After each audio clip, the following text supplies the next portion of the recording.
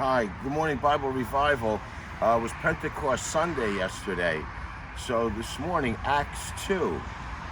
And that means actions of the apostles. Acts 2.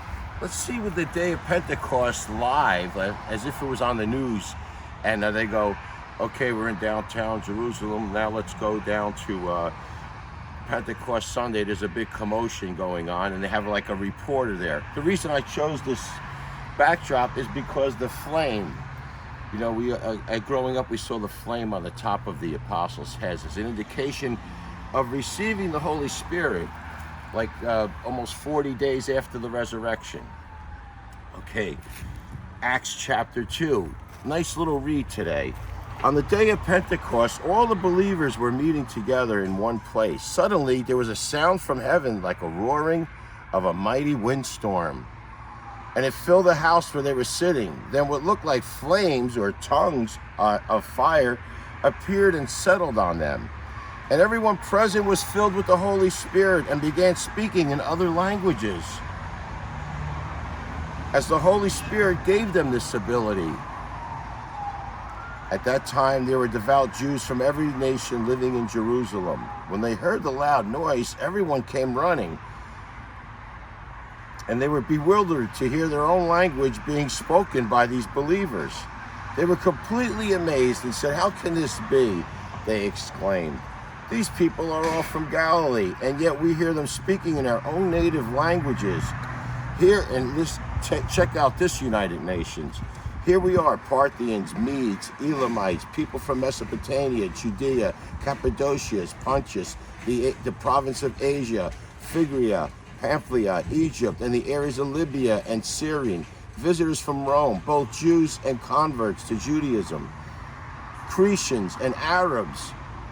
And we all hear these people speaking in our own language about the wonderful things God has done.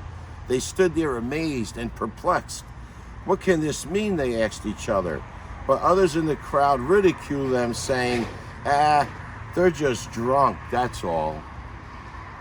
Peter stepped up in front of the other 11 apostles and shouted, "Listen carefully, all of you fellow Jews and residents of Jerusalem. Make no mistake about this. These people are not drunk, as some of you are assuming. It's 9 o'clock in the morning. Is that too much early for that, to get drunk? No, what you see was predicted long ago by the prophet Joel. And it's said back in the Old Testament, in the last days, God says, I will pour out my spirit upon my people. You sons and daughters will prophesy. Your young men will see visions. You old men will dream dreams. In those days, I will pour out my spirit even on my servants, men and women alike, and they will prophesy. And I will cause wonders in heavens above and signs on the earth below, blood and fire, clouds of smoke. The sun will become dark, and the moon will return blood red before that great and glorious day of the Lord arrives. But everyone who calls on the name of the Lord will be saved." Wow, imagine speaking different languages from a cross-section of, like I said, the United Nations. The miracle of God, and the word spread throughout the world. There's Christians everywhere. And it started on this Pentecost with the languages for them to hear in their own tongue. There's no excuse. You either accept the Lord or you deny him. It's up to you. He gives you the free will.